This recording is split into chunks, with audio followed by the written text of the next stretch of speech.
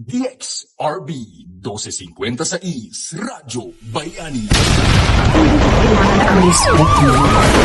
Sa pagitan ng Pilipinas at Israel. Ay, ang rupok? Matatag curriculum daw pero parupok naman ng parupok.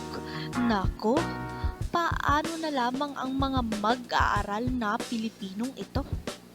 Alam niyo ba, nababaguhin na naman ang curriculum ng mga nasa senior high school? Oo, tama kayo nang narinig. Mula kasi sa 15 asignatura, magkakaroon na lamang sila ng 5 hanggang 7 asignatura.